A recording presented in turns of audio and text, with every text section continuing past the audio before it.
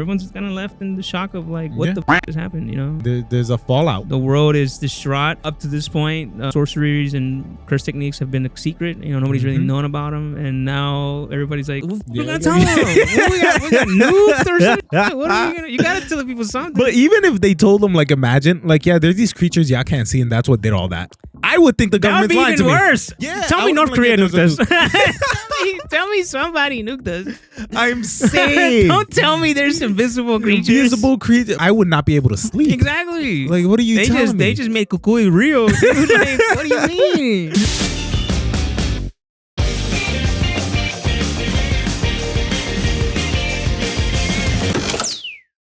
Welcome back, guys, to AnimeT. We're picking up where we left off. So today we're going to be covering the last 7 episodes of the Shibuya Incident. Yep. This is when stuff gets real. We have a Jogo versus Sukuna fight, which is more like a TED Talk, if anything. And then we get into the meat and potatoes of this season. This is where Gege really tells us, like, this ain't your granddaddy shonen. Dude. This ain't no Naruto. Right. It is a phenomenal way to end the season. I mean, it gets you really hooked into like what's happening. There's a lot of character development. There's some really cool stuff, man. Yes. And also very complicated, confusing stuff, because I'm just like, what the heck is going on? I'm just kind of lost with all the fights, explosions, and yes, it's beautiful and also confusing. There is a few things that I did want to jump into, like differences between the manga and the actual anime that I feel like the anime didn't highlight. But before we do any of that, I would like to admit that I was wrong. I fell victim to the reading comprehension spirit. I fell victim. I just want to say I don't take any blame. I count on this man to keep me straight, and he failed me. So. I led you astray. In our previous episode, if you didn't watch it, please go back and watch it. Then you can critique me there as well. I was incorrect. I said that Toji cannot see cursed spirits. Yeah. I was wrong. He in fact can. This is apparently a common misconception based on something that happens later on in the manga that I will not spoil for anyone here. But there is a piece where Maki says, I forgot the exact verbiage, but basically, I've gotten sloppy now that I can see them, referring to cursed spirits. Yeah. So it stands to reason that because she has the same heavenly restriction as Toji, Toji could probably see them as well. It's never explicitly said he can see them, but it's kind of like, that's the assumption. Well, I mean, they mentioned the fact that he can use all 5 senses, and they're like, sight is one of the senses, but I still don't. I'm not gonna lie, my headcanon, it doesn't feel right. It doesn't feel right that he can see them in a sense, because it feels like that's the entire point of, you know, a lot of the main themes of the story are around give and take, right? Around sacrifice, around. So the ability to see them doesn't really make sense to me. I can see like, oh, he can sense them, oh, he can feel them, you know. I like the idea of him just like seeing everything but that, so he knows where it is. But again, I was wrong. I'm man enough to admit when I was wrong, and I appreciate you guys correcting me, keeping me honest. I will stop spreading that lie. The devious fake news. I apologize. I will say a lot of people that corrected us were pretty good. They're actually pretty straightforward. They really wanted to get us right rather than insult us. Okay, fair. You know, so some people were pretty cool. I appreciate that. I reached out to you guys. Everyone else, you guys suck. Nah, I mean, we get it though. It is a big deal, and I guess it kind of really matters. I guess in that aspect of like what the story's about. But we got it wrong. My bad. You know. Yeah. But going forward, we will be making sure we double check. Actually, not really. No, I won't. You guys correct me in the comments. It's great for the engagement. I really appreciate that. No, but seriously, thank you guys. I appreciate it for keeping things civil and helping out. Yeah. All right, so we're gonna start episode 40. Titled Thunderclap. Megumi fights Toji but is overwhelmed. Upon stabbing Megumi, Toji suddenly recognizes his son and briefly regains his humanity. He recalls his past decision to sell Megumi to the Zenin clan, having believed it would secure a better future for him. Proud that Megumi rejected the Zenin name, Toji stabs his vessel in the head to end the possession. Before Megumi can recover, he is immediately attacked by Haruta. Meanwhile, Sukuna and Jogo engage in a destructive battle that ravages Shibuya. Sukuna toys with Jogo before unleashing his open technique, revealing his ability to also wield fire, which incinerates Jogo almost instantly. In a liminal afterlife, Jogo reunites with Hanami and Dagon and states they were more human than they realized. Sukuna acknowledges Jogo's strength and conviction, causing Jogo to cry before fading. Near death at the hands of Haruta, Megumi resorts to summoning Mahoraga, the most powerful Shikigami of his 10 Shadows technique, which no previous user has ever successfully subjugated. The ritual renders Megumi unconscious, as tradition dictates that the summoner remains in a death-like state until Mahoraga is either defeated or kills both the summoner and their target. Before Mahoraga can kill Haruta, Sukuna, who recognizes the summoning and plans to preserve Megumi, intervenes and battles Mahoraga himself. Countering Mahoraga's technique to adapt to any attack, Sukuna activates his domain expansion, Malevolent Shrine, which unleashes indiscriminate slashes across a 140-meter radius, further devastating the city while severely wounding Mahoraga and killing Haruta. In the aftermath, Sukuna secretly delivers the unconscious Megumi to Shoko for treatment and relinquishes control of Yuji, leaving Yuji devastated by the carnage committed in his body. Meanwhile, severely burned Nanami wanders the subway, still alive. Recap. So Yuji guzzled some glizzies. Yeah, Sukuna's glizzies. So after fighting Choso, he passes out, right? Yes, he passes out. Choso has like a mental breakdown, runs away. Right. Jogo pulls up, feeds him a whole bunch of fingers, and Sukuna awakens. Right. He makes a deal or a bet, I guess, with Jogo, saying, if you can land a singular hit on me, I'll join you guys. Right. The cursed spirits that are trying to become new humans. He's like, I'll do what y'all want me to do, but you gotta hit me. Right. And Jogo's like, I mean, he's strong, but like, I could get one lick in, you know, like. Yeah, because all he has to do is land one hit. Yeah, right? exactly. I mean, I can see him being like, "Why? Come on, dude. How strong is him, right? I mean, like, I could land one hit on Ali, like, you know, like, he ain't gonna hit hard. Can you though, dude? I don't. I mean, if I dive, you know, like, I don't know. I mean, maybe if you like, hey, what's over there? You know what I mean? Maybe if you do that, like, maybe current Ali, you know, like Ali in a wheelchair. Yeah, okay, you got it. I got that one. Yeah. So they make that bet. Completely unrelated, simultaneously, right. outside of where they are, because they're in like the subway station. Yep. Megumi is fighting his zaddy. His daddy. Yeah. After they escape the domain, Toji he pushes him out the window.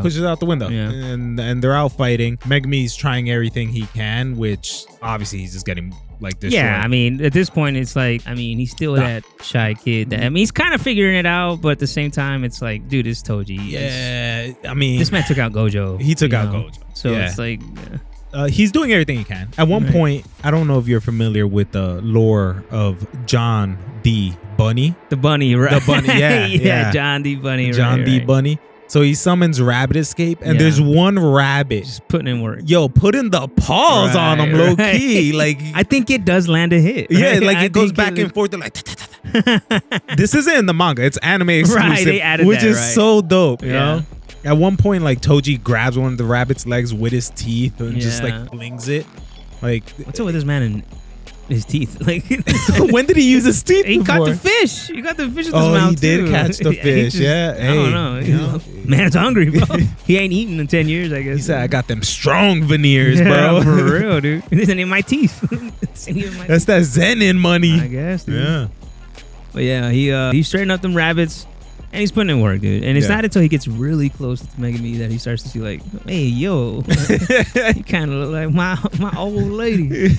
He's like, he's kind of fine shit. Okay, I don't make it say that. But he's like, what's your name again? Yeah, and he says his name is Fushiguro, and he's like, oh, it's not Zenin. Good for you. Right. Stabs himself in the head with like the cursed tool. And the body just drops. Megumi goes to investigate, and he notices it's no longer Toji. Yeah, it's no longer Toji. It's the grandson of the old lady, and it's just there. So he's just like, "Yo, what the hell is going on?" I mean, it is kind of crazy, yeah. Yeah, and then bro can't catch a break because almost immediately, freaking Haruna, the dude with the hand sword, the lucky guy, just shanks this man. Yeah, like it's just. First of all, I hate this dude. Like I can't. He's such a sleazy character, right? Like there's nothing. I don't think there's a redeeming quality of him. No. Besides his ability's kind of cool. I mean, I guess, but he doesn't even know how it works. No. You know, like I don't know. So he just shanks him. Yeah. And as this going on, Megumi all of a sudden goes, "Yo, I just sense Sukuna's cursed energy. What is going on?" That's right. Yeah. Fushiguro back against the wall. Right. He does the thing that he's been trying to do like the 7 times. Right. The entire anime. He hits him with the what was treasures? Was it? I got you. Roses are red, Weapons against me won't prosper. With this sacred treasure, I summon Mahoraga, the op stopper. Oh, okay. That's actually word for word. Yeah, bars. Bars from the manga. Yeah. He summons Mahoraga, which I think he names Haruta, right? Like summons him to fight Haruta. So the way it functions is, in order to tame any of the Shikigami from the 10 Shadows technique, you have to defeat it in battle. Right. Once you defeat it, you can summon it anytime you want, and you can use it for any future rituals, like the contract rituals, to try to fight them. If you start the ritual and there's someone else in the like vicinity of like the ritual area, they are also included in it. Yeah. But even if you win, the contract is null and void because you have to do it solo. Oh, okay. So I thought it was because it targeted Haruta, and then Sukuna came in and defeated him. It didn't count. You know what I mean? If it's two people when you summon it, it doesn't count. Okay. So essentially, he summons it, but because he was already in it, it's just gonna murder everybody who's part of the ritual. In proximity, yeah. So like proximity. Immediately after he summons him, Megumi's like, I'm gonna die, but I'm taking you with me, dog. You see Mahoraga just bitch slap the hell out of this man and goes flying. Yeah. Which is interesting because it's like the worst character to summon Mahoraga on. Out of everybody he's ever tried to summon on, you know.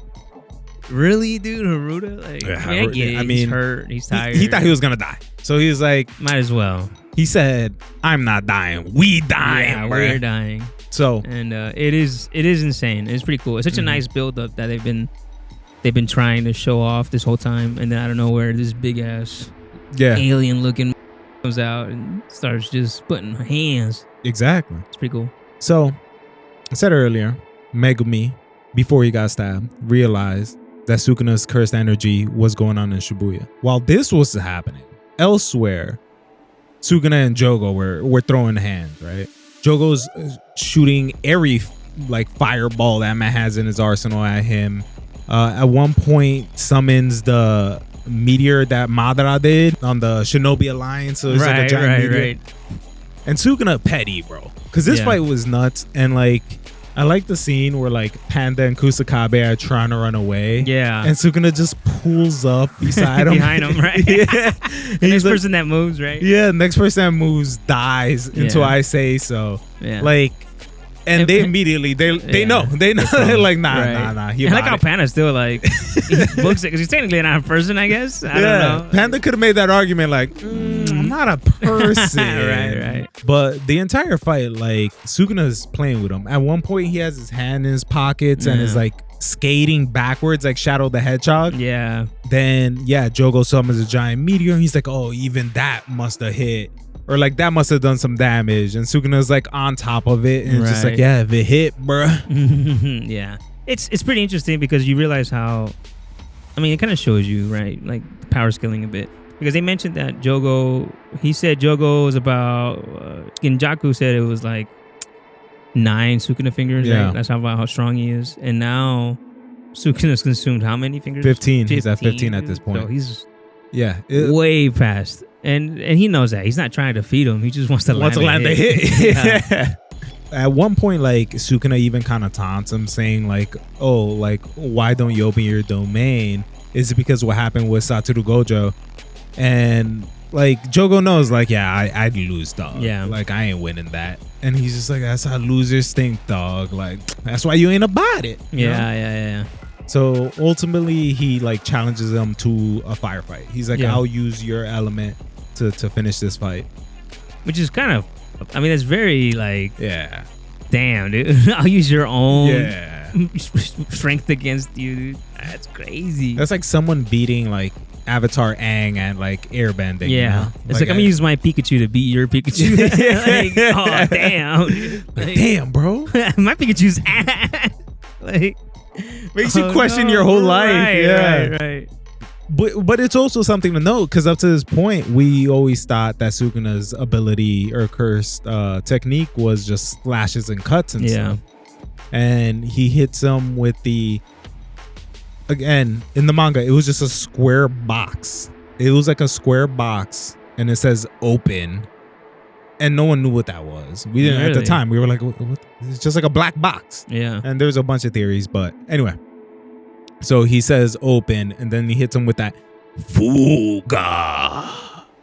Fuga. Yeah, it's literally fuga. Yeah. And he like makes a little fire arrow. Yeah. Then he gives him a TED talk. Yeah. They go to the spirit realm.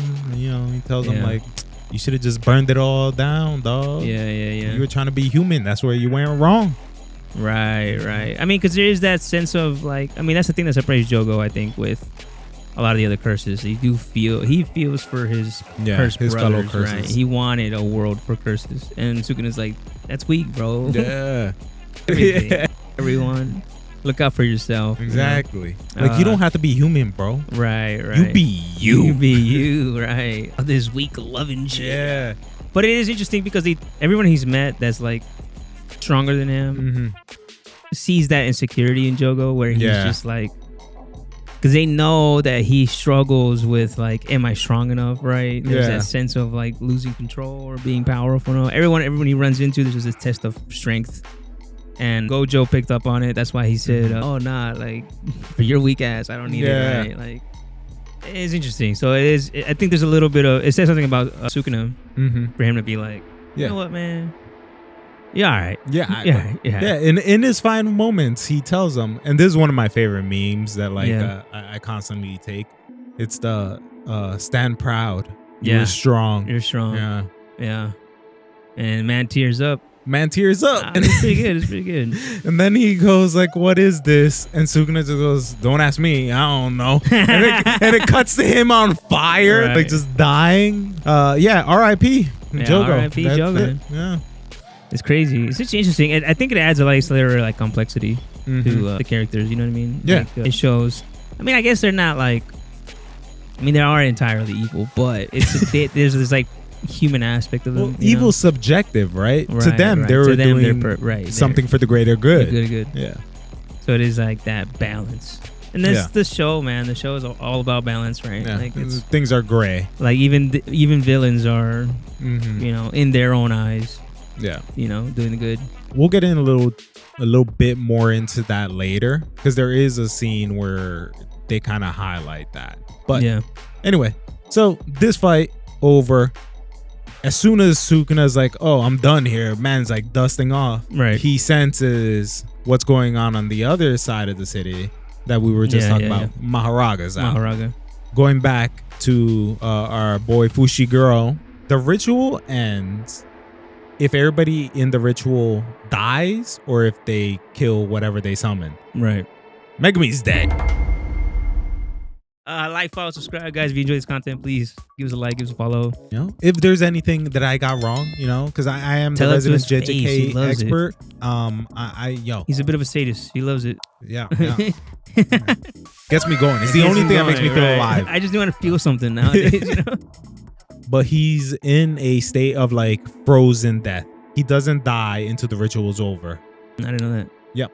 That's why when I think he was just out. No, he dead. Okay, he dead. Like if the ritual were to end right there, he died. He died. Yeah. So Ponytail Boy, I don't remember his name. I don't care about his name. Sure. Yeah.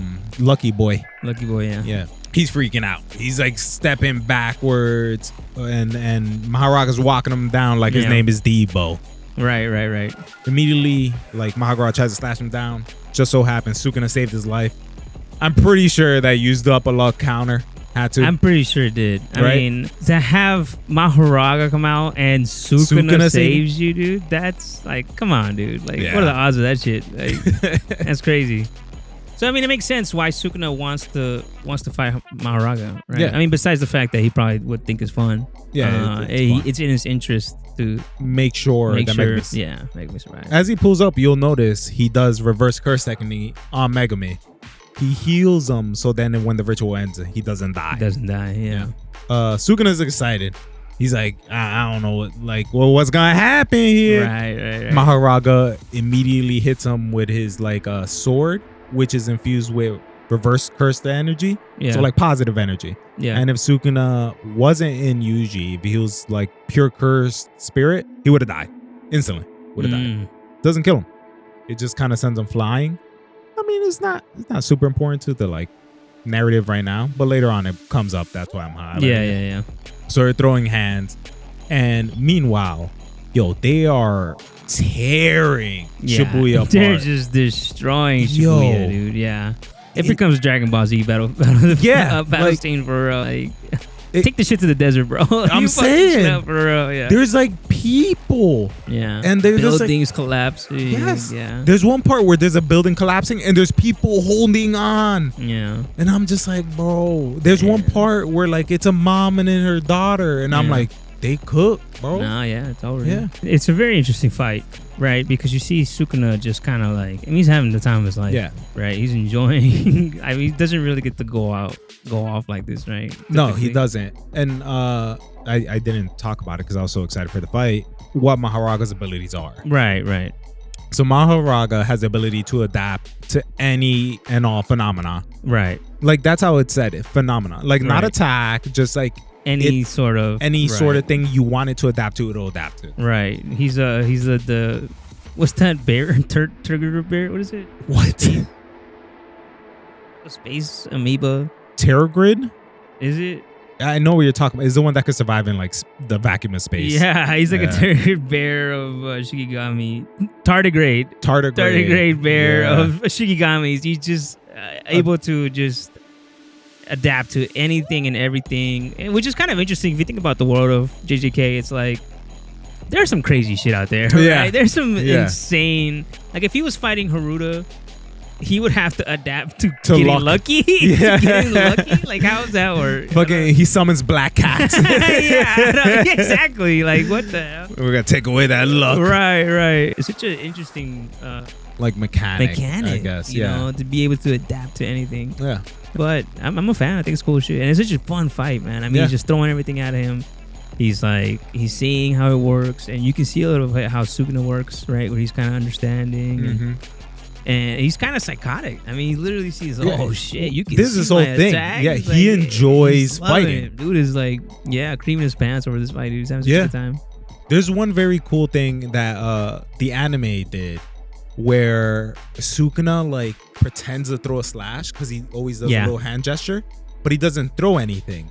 And Mahoraga learns from that. Yeah. Because like earlier he was throwing punches at Sukuna. Sukuna slashed out of his hands and threw it back at him. Yeah, started throwing back. Yeah. That's how he got around it. He was slashing him up. And he said, all right, fuck it. I'm gonna start throwing my limbs at you. He threw his own limbs at him. Yeah. But Mahoraga started throwing feints.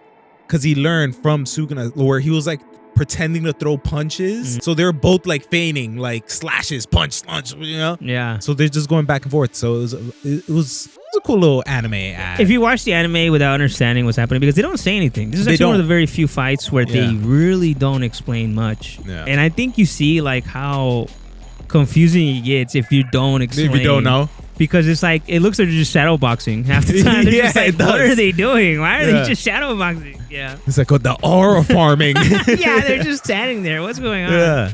There is one like part where Sukuna does aura farm. Yeah. He like does like a Christ pose and like a plane is crashing. Boeing stocks are crashing. Like it's nuts. And he's just standing there like Jesus Christ. Right. Like enjoying the destruction. Right. So it is pretty cool. I mean, it's such a fun fight, man. And then he figures it out and starts slashing him up. And ultimately, he has to do his domain expansion, right? Yes. He realizes that one, Sukuna is adapting to like the slashes. And two, not Sukuna. Mahoraga's adapting to the slashes. And also Mahoraga can now see his slashes. Like, he actually gets excited about it. Like, oh my God, he can see it. Right. So he realizes, all right, I have to kill it in one hit. The first thing he does is open his domain expansion. I believe, and correct me if I'm wrong, internet, this is the first time they actually explain how his domain expansion works. So they give a little taste, right? They say exactly how it works? They tell you exactly how it works because they describe the domain itself. So it's an open barrier domain. So essentially, most domains have a barrier, take you to like this pocket dimension. Yeah. This one doesn't. It's in real space time. You can technically escape if you get out because there's nothing keeping you in. And because of that, he's able to create a binding vow that expands the area. So it's like a huge area, but technically you can escape. It's open, yeah. Yes. And the narrator describes it as like, this is so insane to be able to do this. It's like painting a masterpiece on thin air, you know? Yeah. Because like you need that domain, like the actual barrier to like be able to create, like to paint. It's like painting on a canvas. You need something. You need something there, yeah. But he doesn't. Imbue. Yeah. But he doesn't. He just does it in open space. Right. And anything in this domain gets hit with dismantle and cleave, if depending on you're an inanimate object or not. Yeah. So it just tears everything apart. If you're in this, you're dead. Like pretty much. All the humans that were in this are cool. Right. All the buildings that are in this are. And then once he closes domain, you see Mahoraga coming out of the rubble, but like clearly hurt. Right. And Sukuna finally ends it again with his Fuga. Which is dope. I mean, this is really cool. Yeah. You know, attack. It's a goddamn flaming arrow. I mean, I don't know how else to describe it. It's like Legend Zelda shit. Right. It's dope. Yeah. It's a very cool technique. And he manages to defeat Mahoraga. Yeah, and I mean, shortly after, time's up, right? What do you mean? With returning the body to Yuji? Sorta, kinda. I don't know if his... this is me assuming. I don't know if his time was up or he just wanted to torment Yuji. Because he knew eventually Yuji was going to take back control. What's a better time to have him take back control than after you just destroy the city? Because Yuji's whole thing is save as much people as possible, give him a proper death, blah, blah, blah. Right. And not kill like indiscriminately, right? Like, and because he's a vessel to Sukuna, he feels responsible for what Sukuna just did. Yeah, because I guess he technically, indirectly. I mean, Can you argue if he would just have took his life for something earlier, it wouldn't have happened?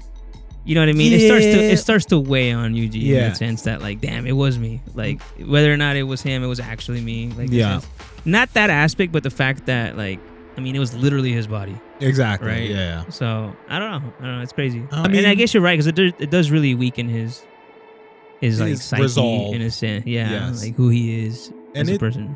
The anime does my boy so dirty, bro. Why? Because like Sukuna gives him back control.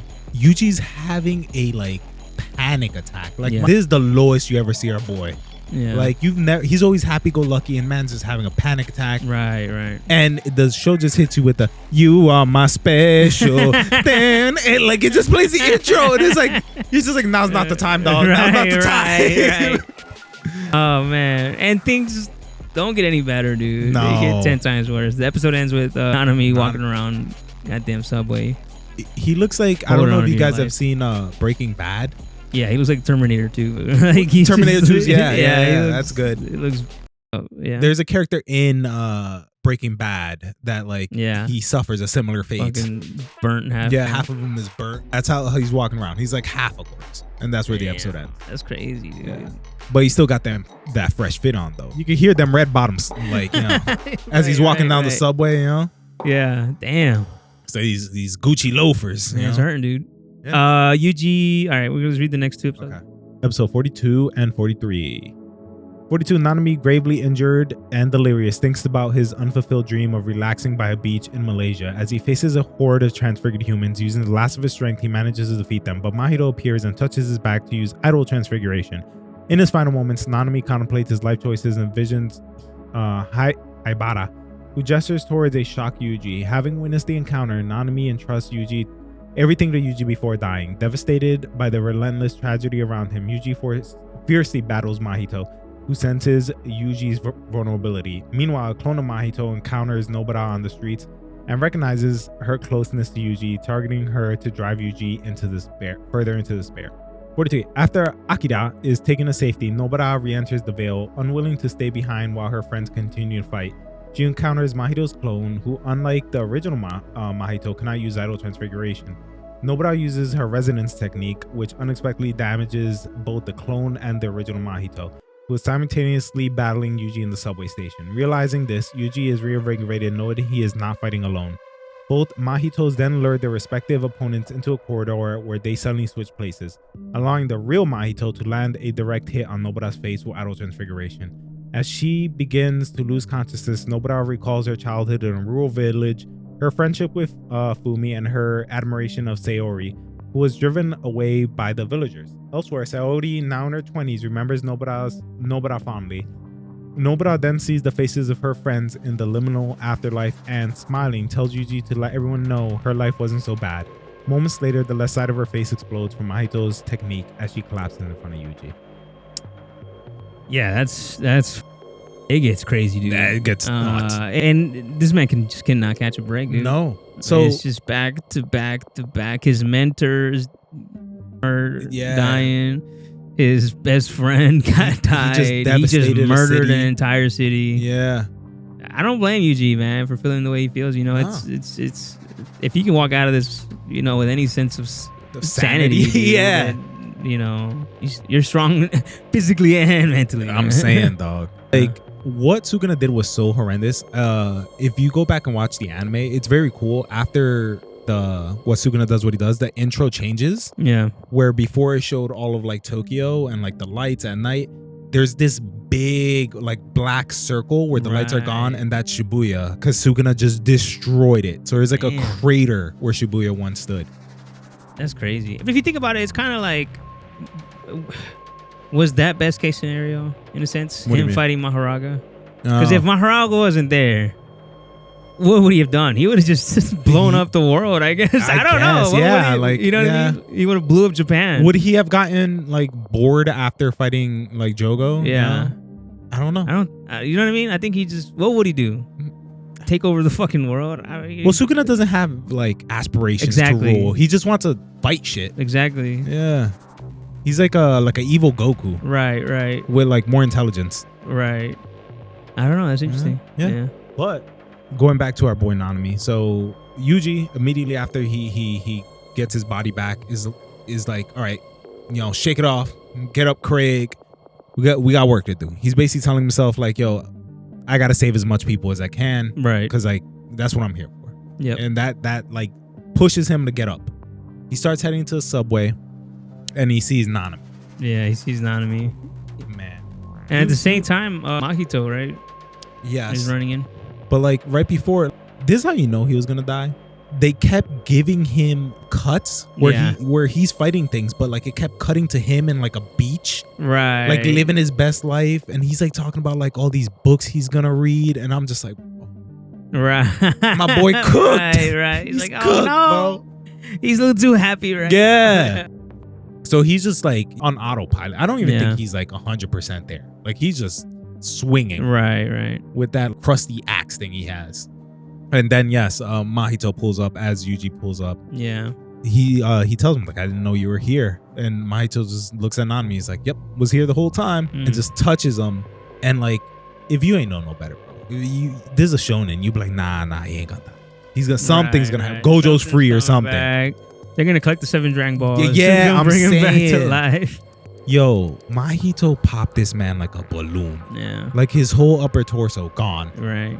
And it's just a pair of legs, like a pair of patitas, and he goes, But before he dies, you know, he makes eye contact with Yuji. Oh yeah. And he kind of thinks like, I don't want to put this on him in a sense. He said, I don't want to curse him. I don't want to curse him. Yeah. You know, I don't really know. I mean, I have an idea what he means by that, because I know they mentioned how like if people die with like all this negative energy, you know, it produces curses or they turn into curses or whatever. But I think a lot of it, another aspect of it it's just if he says something to him where he feels like he has to avenge his death, he's in a tunnel vision. He doesn't want him to get lost in trying to avenge him and forget who he is, you know. Yeah. And also, it's still a curse. Like him basically putting this on him is still technically a curse. Like, right. When Yuji's grandpa told him to like live a happy life and save as much people as you can, blah blah, that was technically Yuji's curse. Like he was cursed by his grandpa. Yeah. Right. So what he's saying is essentially like, I need to phrase this in a way where he knows like it's not necessarily his responsibility, and like, you know, I'm not putting anything on you. Right. So he just tells him what I think is exactly where like, you can take it from here or something like that in front of our boy. Just famous last words type shit. Yeah, it's pretty. It's tough, dude. It's tough. And they start going at it, right? Yeah, man. I hate this man. Right. Mahito is such a good villain. Yeah, because he plays a villain role. Yeah, I hate him. Well. He's man got the cheese touch. He got crusty toes. I don't know, but he makes it so easy to hate him, and he trolls Yuji so much because when like Yuji's like obviously mad and he's like running at him, going like Mahito. And you know, typical anime, Naruto, Mahito goes, "You don't have to yell," and I'm just yo, I can hear you. Yeah. I would be so mad if someone did that to me. I'd be like, "Bro, he's such a fucking troll." Dude. He is a troll. He knows how to get to him. The fight itself is like they're throwing everything they can at each other. Mahito is able to like cough up like transfigured humans now. Like he throws them up and like uses them as weapons. At one point, he touches, man, devious behavior. This man touched a human and turned them into a sword. Like his head turned to a sword. Yeah. And at another point, Yuji runs up on somebody and is like, "You guys got to get out of here." And they're like, "Oh my God." And Mahito comes out of his mouth, like out of the human's mouth to like mollywop Yuji. And I'm just like, yo, this is nefarious. Like, what is wrong with this man? It's some pretty goofy shit, dude. At this point, he's just like, man, I don't know, dude. He summons the going through it, Alaskan bullworm from SpongeBob at one point. Right. It's crazy. And at the same time, Nobara's trying to save her friend. Well, the suit lady. Yeah, suit lady. Yeah, she gets her to safety. Yeah, because she got shanked by Lucky Boy. Yeah, Ruda. Yeah, Lucky Boy. I refuse to call him by his name. Yeah. He doesn't deserve it. Yeah. So she comes back into Vale trying to fight, and who does she run into? But Mahito. Yeah. Which one did he club himself? No, he just had clones. He just can, right? I don't know. He just got clones running around. He's got clones running around, bro. I mean, if you could make clones, wouldn't you do that? Yeah, I'd do it, you know? Yeah, I'd get a lot of laundry done. Just saying.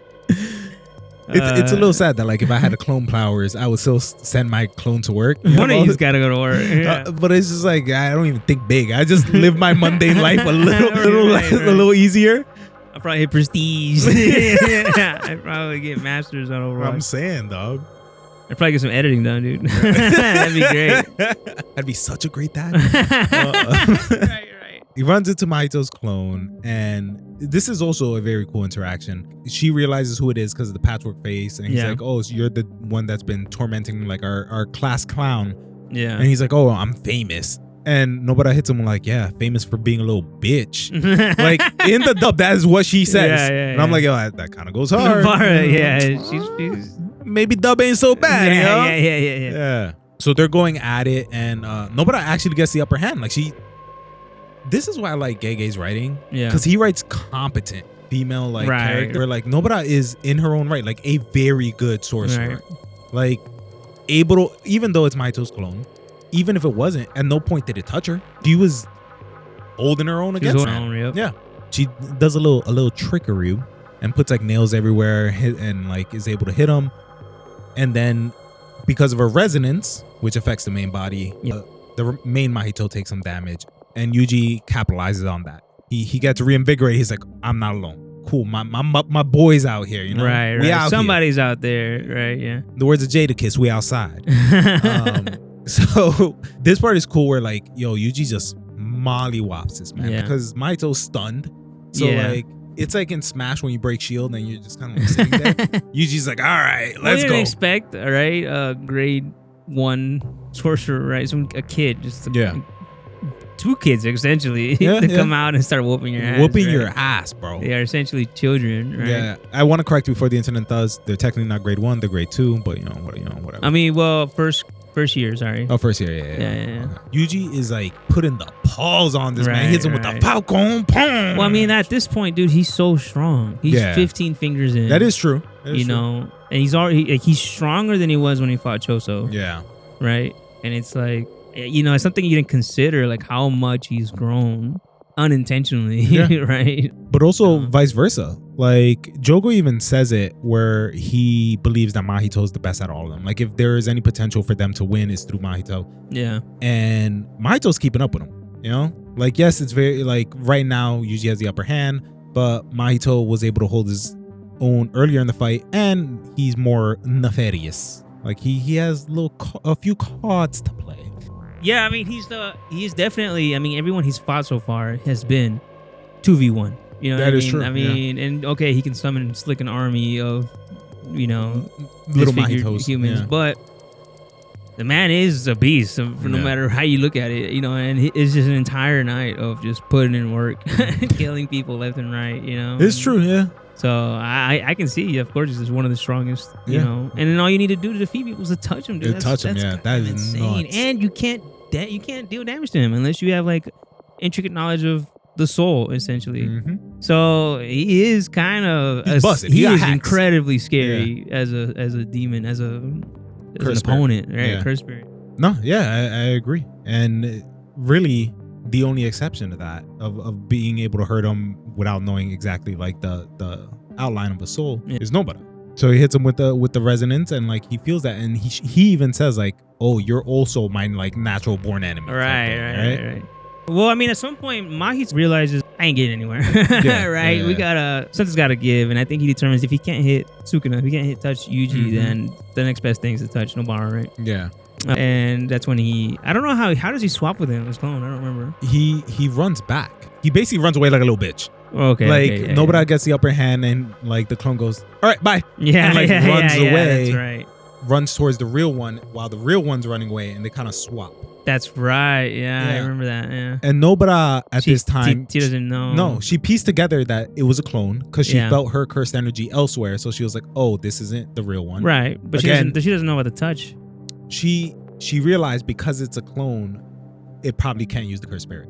So her guard is down. She thinks even if it touches her, she's fine. Which again goes to her battle IQ. For her to realize, like, put all this together without like have to be told. Yeah. Right. So as they're swapping, Yuji sees it. He sees Nobara pull up and sees like the real one walking towards her, and like tries to stop it, but immediately like gives it a cheese touch. Yeah, he immediately touches her in the face. Yeah, and I guess Nobara was kind of like caught off guard, right? Yeah, I mean, she's essentially she thought it was the clone. She thought it was her guard was down. Yeah, she just assumed the clone was running back. Yep, or another clone, right? Yeah, gets the cheese touched. She gets touched inappropriately in a not a good way at all. Yeah, and without consent. Yeah, it's literally her face is damn near obliterated. Yeah, it's pretty rough. She loses an eye. You knew she was cooked because they gave her a flashback. Right. Once you start looking at like childhood memories, you're like, oh yeah, they cooked. This might not end well for Nobara, dude. I don't know. So yeah, the low key blows her eye out. Yeah, dude. And then Yuji just he loses it, dude. I believe that's the next episode. If you want me to read it, let's do it. Do you want me to read it? Oh yeah, go for it. Right and Wrong, Part 3. Yuji goes into the state of shock upon seeing Nobara's seemingly lifeless body. Overwhelmed with guilt, he is left vulnerable, allowing Mahito to land several blows on him and execute a black flash. Oh yeah, I forgot about that. Just before Mahito can finish him off, however, Todo intervenes, saving Yuji and attempting to re-energize him. Meanwhile, Arata Nida begins treating Yuji's injuries and attempts emergency treatment on Nobara, revealing that there is a slim chance she may survive. Todo and Yuji fight Mahito as the remaining Kyoto students head to Shibuya to provide backup. They had been kept away by Mekamaru's puppet, which had been acting independently to protect them, believing that only Todo and Arata had a real chance of surviving. Mahito then releases a massive wave of transfigured humans to force the battle out into the streets. 45. Yuji and Todo continue to battle Mahito, who attempts to separate the pair, but is unsuccessful. To counter the risk of Sukuna retaliating for touching Yuji's soul, Mahito emulates Gojo and briefly activates a 0.2 second domain expansion, allowing him to land a full hit on Todo. However, Todo amputates his hand before the effects of idle transfiguration can take hold. He activates his curse technique by clapping Mahito's hand, confusing the curse, and enabling Yuji to land a black flash that directly strikes Mahito's soul. Mahito fully grasps the true shape of his soul and uses the idol transfiguration on himself to transform into an ultimate form, the instant spirit body of distorted killing. Todo tricks Mahito into believing he can still use his curse technique, allowing Yuji to land another Black Flash, which destroys Mahito's enhanced form. Yuji coldly declares he will kill Mahito as many times as necessary. Mahito, now panicked and desperate, tries to escape. He is stopped by Pseudo-Geto, who offers to save him. Damn.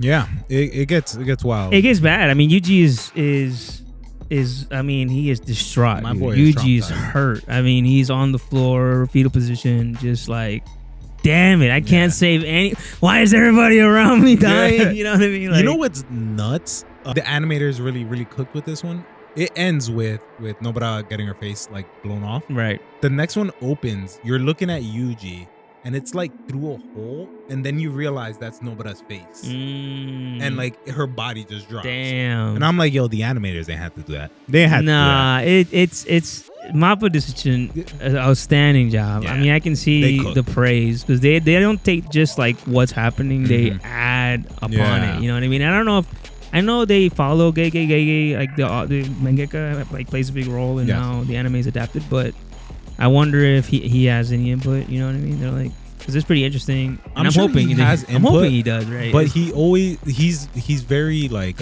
he praises them a lot. Like in some of the like volume extras, he'll talk about like how it came out so much better than he could have written and like blah blah blah. So yeah, he praises them highly. I mean, it's amazing, dude. When you see, I can see why people get so upset when certain studios don't get, you know, because you can literally tell like what studios give a damn, right? Or like who's just trying to pump out something for quick cash. Who overworks their employees the most? Yeah, exactly. Yeah, it's like the meme like everything the eyes Mappa animates and it's like Gojo's eyes and stuff. And then it's like the animator's eyes and they got like bags. yeah. But yeah, so Yuji is torn apart, man. I mean, he's hurting on the floor crying, goddamn. Yeah. And best buddy of pal, best ofrendo comes out. Let's not rush it here. What hits him with the Black Flash first. Mahito, he lands a Black Flash as Yuji's like paralyzed. And this is where I kind of want to talk about like a little earlier, where Mahito goes on this like, I don't know, soliloquy, bro. Like he gives him a speech basically saying like, this is a battle of ideals, a battle of like what determines what's good and evil, what is right and wrong. And that like goes into like what we were saying earlier, that like they think they're the good guys. Like they're doing what they need to do. Right. Yeah, so he's giving him basically this like speech basically saying like, this is war. Like you thought like this ain't no kid shit. This ain't Naruto, bro. Like we this JJK dog. Right. Oh, he tells him, like, do you ever think about how many like curses you exercised? And he's like, don't feel bad. I don't think about how many humans I kill. I'm sure in time, like, I'll forget you too. I was like, yo, this man. I mean, he cooking, but like, God. I mean, it's such a great balance of like, you know, you really see that aspect of good and bad, or like you said, it's objective. It's his perspective. Perspective of who's committing what act, right? Like in his eyes, like you're evil. You know what I mean? Like he's just killing curses, bro. Yeah, you're just killing curses. We have feelings too. I mean, sort of. Sort of. Kind. Yeah. But, so he lands a Black Flash, has an immense understanding of his curse technique, exactly, curse abilities, and Todo comes in. Yeah, when you're at your lowest, dog, when like you just can't get out of bed anymore. No. Who's there for you? Your brother Todo, man. That man rolls up, gives an amazing speech. He gives an amazing, right? He tells Yuji like, "Yo, get up off the floor, dog. What the big booty girl is gonna be thinking, seeing you on your knees like this, dog? Right. Like, come on." He basically tells him like, "Yo, trying to find meaning in like our allies' deaths sometimes diminishes their deaths. You know? Yeah. They knew what they signed up for. They were sorcerers. We're sorcerers." And that's our burden to carry. Right. You know? Yeah, he basically gave the Irwin speech from, not Irwin, what's his name from Attack on Titan? Yeah, Irwin. Is it Irwin? Yeah. He gives the Irwin speech, essentially. Yeah, I mean, low key. You know, which is an amazing speech. I mean, goddamn. It gets sometimes I listen to that before the gym, right, dog. I'll be like, all right. You got to get that meeting, you got a presentation again. like, what did our interns sacrifice themselves for? know? If not this moment, yeah, of course. Like it's great, man. It's amazing. And Todo is such a phenomenal character, man. I will keep praising him because he knows what to say, when to say it. When to say it, and the man's battle IQ. Right, dude. Like I know, like his IQ is self-proclaimed, but it shows, bro. Right. Like he's putting the pause on Mahito low key. Yeah. His 53,000 IQ. But it's kind of, I don't know, man. He's such an interesting character. I mean, he's going toe to toe with this special grade curse. You know what I mean? And I know with Yuji specifically, he knows. Dude, I'll take on anybody. Oh yeah, that's Yuji, his bro. Dude, like basically, that man completes me. You know? They are so in sync that when their fight starts, obviously Yuji's still like recovering. Yeah. That one dude from Kyoto doesn't heal him, but like stops his wounds from hurting. Also does it in Nobara. She may or may not be alive. Who knows? Yeah. They are so in sync that at one point, as like they're fighting, he just swaps without words, and Mahito thinks like he's about to land a black flash, and when he swaps, it's Yuji, bro, locked and loaded. That man just black flashes the hell. And again, no words were said. He just knew like, oh, my bro ready. Yeah. Let's go. You know, like it's such a good fight, dude. Like, it really is. I think season 2 is just phenomenal fight after phenomenal fight. It's just nonstop action, you know. And it's just it does such a good job of like still conveying like the deeper meaning of the stories. I think, like I said, it's hard if you just get stuck on the fights. You're gonna miss a lot, but it's a lot of fun. It's a lot of interesting, you know. They're deeper moments, and Yuji is just, I mean, they're just wailing on fucking Mahito. Right? I'm saying, again, this is an anime exclusive, but there is a part where Todo's yelling at himself, basically saying like, now it's your brother that's like flown past you and stuff. Like, what are you gonna leave him by himself? Right. And he's like yelling at himself like, "Owie, Todo!" Like it's so funny. Yeah. He eventually like goes into this like All Might sequence. This is anime only. Yeah. The All Might sequence. Yeah. I saw that. Yeah. Where he's like flying through space. Right. Yeah. And like Takada-chan shows up and he's like in the like stars with a thumbs up. It is nuts. It's wild. Well, it's when Mahito sneaks up on him, right? And was it when he loses his hand? Oh, no, and that was before. No, hold on. You skipping ahead. They're still underground here. Oh, they're in the subway. Yeah, they're still in the subway. Yeah. Where he lands a black flash and it does no damage because he doesn't know the outline of his soul. But he hits a black flash, and at this, like, I don't know how to say it, like a cut where it's all three of their faces. Yeah. And it's like they're all operating at 120%. Right. Because like they've all hit black flashes. They're all in the zone. Right. So like they're going all out. And this is when they like go above ground. Yeah, because he starts spamming just a buttload of transfigured humans. Yeah. And they're just trying to get away essentially, while at the same time trying to figure out how to take them on. But it is very interesting because he does, like you said, he does his domain expansion, right? Yeah, there's a few other sequences where they fight like these other transfigured humans, but you know, Todo fights them. All in all, yes, he ends up opening his domain. Something to note that is very cool is Mahito saw Gojo open his like 0.03 second domain. And he's like, yeah, that's a good idea. Yeah, essentially he copies his whole flow. He steals it bar for bar.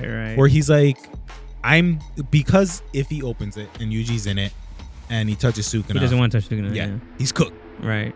So he does it to where like the domain opens and it's embedded with the technique at the same time. Right. So essentially he achieved that like 0.3 second domain expansion while simultaneously hitting. Just to land a hit on Todo.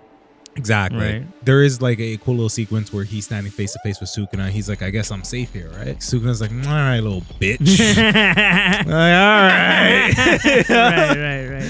He's like, make that shit 2 seconds. See what happens, dog. Yeah, make that 0.3 seconds. We'll see. Yeah. He hits Todo. Todo tries to do the simple domain to protect himself.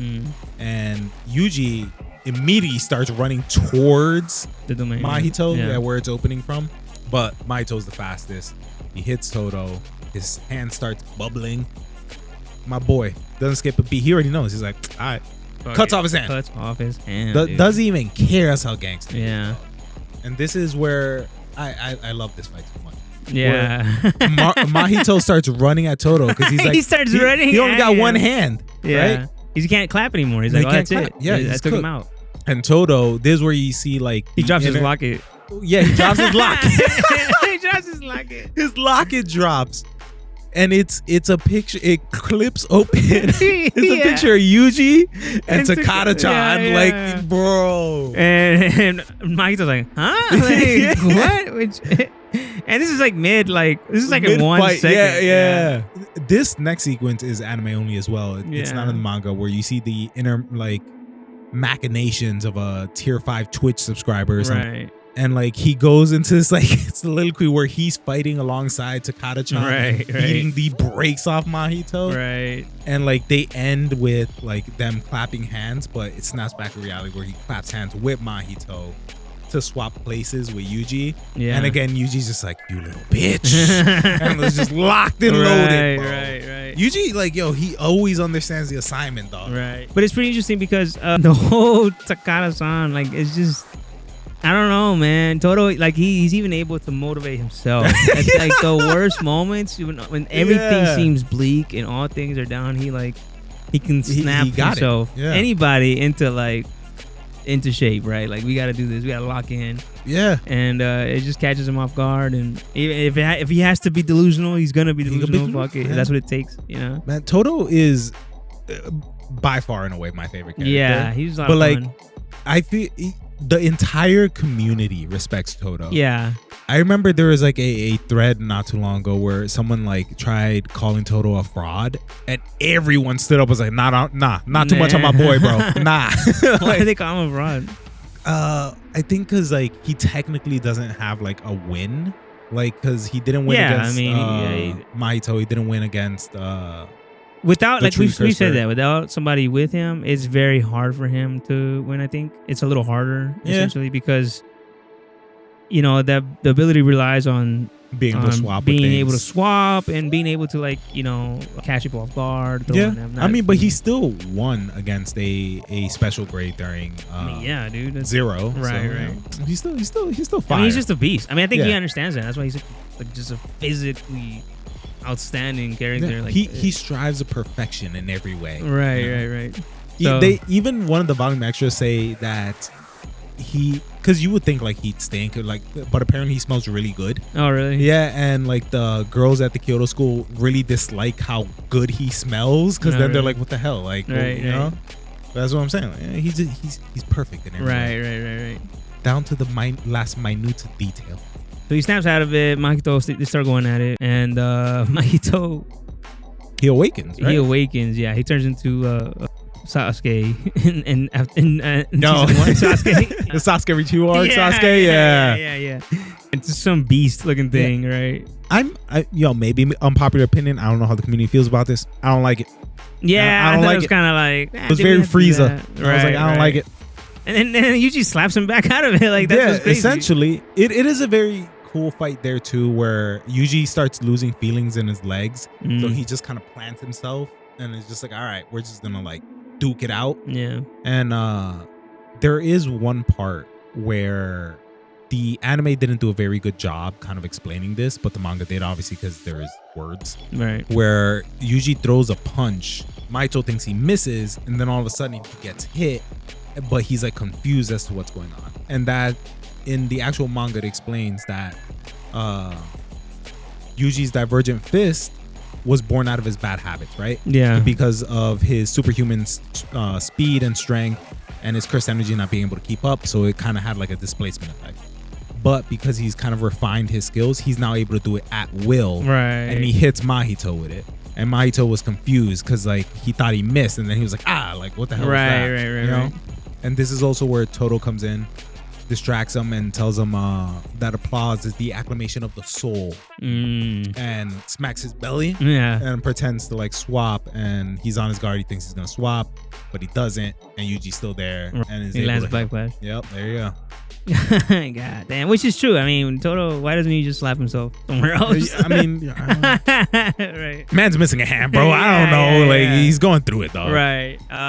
It does the swap, knocks him out, and I mean, Mahito's terrified, dude. At this point, Mahito's freaking the fuck out, and I really love this scene where he's like, where the wolves are around in the ice, and he's got this like death stare going at Mahito. Yeah. Mahito like retreats into this like young kid It's aspect like a rabbit. Like In the analogy. smell, It's crazy. Like it's such a cool. I don't know, man. It's a bit refreshing to see like the main character. Get a dub. Get a dub, right? Yeah. Like he's essentially saved by Pseudo-Geto. Yeah, Pseudo-Geto. Or he offers him to save him. Right? Yeah. Like it's very cool. I wanted to like kind of highlight just you see how everything that's happened in Shibuya kind of affects Yuji. Yeah. Where when he's walking Mahito down, he's like also giving him a speech. He's like, I wanted to reject you, but I was wrong. I am you. Like he realizes I am you, just the other side of it. Yeah. And he's like, I don't know if there's meaning in my actions. I don't know if there's meaning in any of this. I don't care. Yeah. Like I just want to kill you. And in 1,000 years, if you come back, I'll come back and I'll kill you again. Right. I'm like, yo, this man, he's spitting bars, bro. I mean, it's kind of like, you know, he's taking all the trauma that he's acquired and turned it into something like you know, in a sense positive, I guess. Yeah. I mean, he's really just processing everything that's happened to him. Yeah. It's really like turning into like, I just have to do what I gotta do, you know what I mean? Which he was always that character, but now he really like understands that, hey, this is my purpose. This is my purpose, right? Like enough people have died. Exactly. Around me. Like I need to just So it's phenomenal. I mean, he Pseudo reaches out for him, and then this Mahito cries as he's getting taken. I remember when I was watching this with my wife, she was like, it's so cathartic to hear this man just scream. Right. Yeah, because he didn't want to get taken. Right. But like, and he's crying like a little kid. Yeah, I mean, you know, Mahito, man. I mean, I think he's a great character. I love him as a character. I think he's great. But damn it, is he like just evil dude, man. Like from Game of Thrones, Ramses, the guy who cut off dude's dick. I don't know. I'll probably cut that out, but you don't remember? Game of Thrones? Ramsay Bolton. Yeah. I hated him, but I'm like, he's such a good villain. Like I can't stand him. Him and Joffrey, bro. Right? Joffrey. Something happened to them. So it's like it's such a. I don't know, man. Let evil people be evil. Let them be bad. You know, like it's cool. Like it's nice to have a character to hate. I agree. Last 2 episodes, 46 Metamorphosis Part 2, Mei Mei and Yui. Wait. Fleet to Malaysia. What the hell? You don't remember that? No, I don't remember that. They're in a bed. Like, I remember that. Naked with each other. Weird, dude. Yeah, it is so weird. So like before we move on, there's this aspect of like he has this insane attraction towards his sister. Yeah. Right. And she's just using him essentially. Yeah. Like that's just who her character is. She doesn't do anything for free, and then if she can abuse something, she will, right? Yeah. So she is essentially abusing him to use him as a. I'll call it grooming, but yeah. Yeah, like grooming him. It's weird. But also, I mean, But they're siblings. But grooming in the sense of when grooming would be like, oh well, you want this to be your partner. Yeah. When she's just like, I just want him as a for tool. his curse energy, for his whatever, you know what I mean? I don't really care about him essentially, right? And even she asks him all the time, you'd give up your life for me, right? Or she's always asking him, oh, you would do anything for me, right? Like, and it's just kind of like this weird psychotic, like using, like he's just a tool for her. Yeah. And it was just like some Game of Thrones shit for her. I was gonna say, I think she does genuinely care for him, but I was like, but I also care about my hammers. So right. I kind of care about my PC. Exactly. Yeah. So like, oh well, all right, fair enough. You're right. I don't know. I think she's just really using him as a tool, you know. Yeah. And it's just freaky. It's weird as hell, but it kind of shows you like just how off the deep end her character is. Like she does not care. Nah. Like, she'll sell humanity for bills, bro. Right? Yeah. As when she's in Malaysia, she's calling someone to like sell their shares in like the Japanese market, right? Because she's like, something crazy happened. You're gonna want to get out, right? She's literally making money, making deals, of millions of people insider trading, her country, right? Yeah. So meanwhile, Pseudo-Geto absorbs and consumes Mahito to acquire his curse technique. As the Kyoto students arrive, Miwa launches an attack, prompting Pseudo-Geto to respond with maximum Uzumaki. Kusakabe intervenes and successfully deflects the attack. Choso also arrives on the scene and publicly reveals Pseudo-Geto's true identity. Norotoshi Kamo, historically regarded as the most evil sorcerer, however, Pseudo-Geto further reveals that Noritoshi Kamo is only one of several identities he has assumed over the centuries. Choso, having realized that Yuji is his younger brother, fights Pseudo-Geto but is overpowered. The other sorcerers attempt to help but are intercepted by Uraume. Damn, that one got me. Who uses their Frost Calm curse technique to freeze the battlefield in ice. Just as Uraume prepares to eliminate them, Yuki Tsukumo arrives to join the fight. Yuki confronts Pseudo-Geto over their conflicting ideologies, with the former believing in advancing human evolution by eliminating cursed energy, while the latter believes in refining and maximizing its use. During their standoff, Pseudo-Geto activates idol transfiguration on two distinct groups of non-sorcerers across Japan. Those who, like Yuji, have ingested a cursed object, and those who have dormant curse techniques, such as Junpei, forcibly transforming them into sorcerers. Among those awakened is Sumiki Fushiguro, Megumi's sister. Pseudo-Geto reveals his plan to incite conflict between those newly transformed groups to further his understanding of cursed energy. He releases 10 million cursed spirits across Japan, creating widespread chaos and enabling his faction's escape.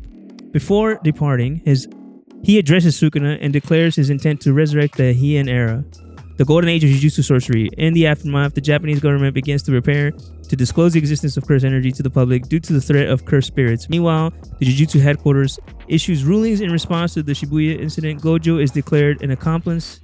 Principal Yaga is sentenced to death, and Yuji Itadori's execution is reissued, with Yuta Okotu appointed as his executioner. Damn. So a lot happens in the last two episodes. Christ. So, I mean, Mahito reaches out to Pseudo thinking he's going to get help. Yeah.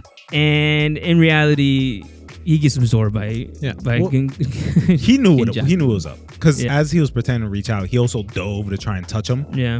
So he knew, like, this man was going to betray us. Right. Yeah. Yeah, I mean, I don't think he knew the entire time that part of the plan was to absorb, to absorb Mahito. Yeah. He always needed Mahito's ability. Yep. At some point, he needed Mahito to be weakened enough to absorb his body, right? It's twofold. So he needed him, weaken him to absorb him. And also, once he absorbs them, they cease to grow. They don't get stronger. Yeah. So he was hoping that Mahito would advance enough to where his power was like good enough. Amazing. Yeah. Yeah, and that's what he used Yuji for as well. Yeah, and we see like they mentioned it, that we see a little bit of what he uses powers for. He wants to turn non-sorcerers into sorcerers. Yep. And you saw Mahito use that ability with Junpei, right? Mm-hmm. He gave him a curse technique, yeah. And it's been part of Daku's plan the entire time, is to create a world of, or just more non-sorcerers, more sorcerers, more out chaos. There. Yes, and he absorbs him. Everybody starts pulling up. Right, it becomes a big Kyoto battle. School pulls up. Kyoto School, which Mekamaru did not want him there because he's like, y'all do not show up. Y'all bitch made. Y'all ain't about this life, all right? Y'all are bronze and master lobbies, dude. Just stay the back. There's a reason you're in Kyoto, all right? Right. What's her name? Mei pulls up to try to. She tries to set up binding vow, right? Not Mei. Miwa. Miwa pulls up to try to set up like a binding vow. Yeah. Like if she doesn't land this hit, she'll never pick up a sword again, something like that. Yeah, she says, put everything I have into this one strike. All my past, my present, and my future, to where I can never pick up a katana again. Yeah. And Fate Geto just like grabs it and snaps it, and I'm just like, bro.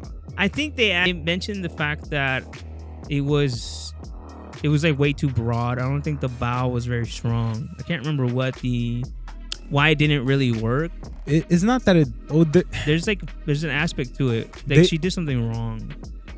They've never said why. Yeah. There's many like implications. Like one could just be that like even with all her like past, present, and future skills, she'll never be good enough to beat him. Right. Because she's not exactly a strong character. But there also is like an implication, and this is kind of me more headcanon-y. Yeah. Where binding vows, what you give up and what you gain, is based on your perception of how good those things are. Right. Like if I truly believe, I don't know, me not eating tacos on Tuesdays is good enough for me to gain immortality. Like I truly believe that. Like it would work. Right. But because Miwa thinks so lowly of herself, this one strike ain't nothing. Right. And I mean, it's just probably not enough on the line there. You know what I mean? Okay, you can't swing a sword. Yeah, that's possible. Like, put your life on the line, girl. You know what I mean? Like, if you missed the shot, you're dead. All right, well, now we talking. Now, So she misses, but Kusakabe. Oh yeah, Kusakabe comes in and deflects. Yeah, can we just say? Yeah. This man was about to hit Miwa with maximum Uzumaki. Yeah. Which is like his strongest technique outside of a domain expansion. Yeah. It's like Gojo hitting someone with purple. Right. It's like, why, dog? Like, it's so unnecessary. I don't know. Maybe like you just caught her sword, true. dog. Like she why? literally just gave up her ability to swing a sword, and now you're like, time to nuke her. Like he felt so disrespected. He was like, nah, I can't let this one slide. I gotta use her example. And Kusakabe, dude, he deflects it. Grade 1 sorcerer, probably the strongest grade 1 sorcerer, just deflects that shit. It's nuts. Insane. You realize how strong he is. And like up to this point, you see him, he's been like a coward. He's like, I ain't trying to fight. He doesn't really like the big fights. But like this is technically his pupil because they use the same like style, the new shadow style. And so he pulls up and he blocks it. And it's crazy. Damn. So yeah, you see a lot of cool aspects. Also too, what's that blonde dude chick? Not blonde, light hair frost person. Uraume? Yeah, Uraume. That's a cook. Sukuna's cook. Yep. Sukuna's cook. Reincarnated. The present day. But also Yuji's brother pulls Did they mention that? I don't know if they mention it here. No, it was in like a little volume extra thing. They said. Yeah. You said Yuji's what? Yuji's bro pulls up, bro. Yo, Choso pulls up. And he realizes like, that's my brother. Nobody makes me fight my own brother. Like, and he's just like, also, that fight is nuts. Yeah. Again, anime only, but the animator's cooked, bro. Like he was doing stuff I didn't know he could do. right. Like man, like levitated a whole pillar, and like, I was like, how much blood does this man have? How much blood does he have? Yeah. So it's pretty fun. It's pretty interesting. It is a lot going on though. It is a lot. It's so much being thrown at you. It's the last like 30 minutes of the damn season, and you're just like. At one point, Mai tries to snipe him. Right. like Black Ops, like they're on. Yuki pulls up. Yeah, Yuki pulls up. Goddamn, centipedes and shit. I don't know what the hell's going on. All kinds of shit. Her little thing floating. Yeah, around. I don't want it. And I'm just like, what is going on? It's just a lot. There's a lot going on. You get kind of lost. All you know is that they're just like, all right, we got what we wanted. Yeah, we're dipping. We win. Geto leaves. He escapes. Everybody dips, and everyone's kind of left in the shock of like, what the f has happened? The world is up to this point. Sorceries and curse techniques have been a secret. Nobody's really known about them, and now everybody's like, we gotta tell them. We got nukes or some shit. What are we gonna? You gotta tell the people something. But even if they told them, like, imagine, like, there's these creatures y'all can't see, and that's what did all that. I would think the government's lying to me. That would be even worse. I think tell me nuked. Yeah, I would have been like, there was a nuke. Tell me somebody nuked us. I'm saying. Don't tell me there's invisible creatures. Invisible creatures. Bro, you know how I would not be able to sleep. Exactly. Like, what are you telling me? They just made Kukui real, dude. Like, what do you mean? I was like, because I'm scared of the Kukui, does that make it real now? Like, what do you mean? There's some Freddy Krueger shit. Yeah. It really would be like astronomically. The world would tank. I mean, Mei was right. Like, she pulled out when she didn't do it right. She Kalashi that shit. What is it? Kalashi? What is it? Kalashi? Yeah. Bro. Correctly. Exactly. And I mean, once they do that, they label Gojo an accomplice. Yeah. Because technically, technically Geto's alive. Yeah. And they said he let him go, so he was an accomplice. It's his fault. Yeah. And the principal Principal Yaga. Yeah. Is labeled an accomplice as well, sentenced to death, and Yuji's execution is back on. Yeah. By Yuta. We haven't talked about Yuta. No. He was actually the original protagonist of. Yeah, because originally JJK was supposed to be a one shot. Right? A one shot, yep. Like, hey, you see this? Make a whole nother story. Yeah. Like this kind of cooked. Yeah. Put it back in the oven. Yeah. I don't think it's done yet. Give me 12 more of these. Yeah. But Yuta's very interesting character, which I guess we'll get into when we watch Zero. Zero. Yeah, we'll cover Zero. We'll cover Zero. I think we'll cover Zero next. Do we want to do Zero? And then we'll do 3. Okay, yeah. And I'm excited because 3 is so much fun. 3 is insane. If you thought 2 was fun, dude, Yeah. you're gonna love season 3. You're also gonna want to watch. Hate it. I don't know. Yeah. You're also gonna watch because there is a lot of exposition for season 3. There is a whole rule system set up. Yeah, that's very true. The first few episodes get very like, all right, sit down and watch this PowerPoint slide on what the hell what's going on. What's going on? Yeah. It is very confusing. Yeah. I know a lot of my friends in my personal life have been like, they've texted me like, what is happening right now? Right. So definitely come back, check in, because we're gonna break it down and it's gonna be great. You're gonna want to see that. You're gonna love it. Yeah. Guys, I think we're gonna call it here. It's getting pretty late. I gotta go to work tomorrow, but thanks for sticking around. You guys are awesome. Christian, appreciate it, bro. Thank you for coming out. Love you guys, and free Gojo till it's backwards. Yeah, Ojog.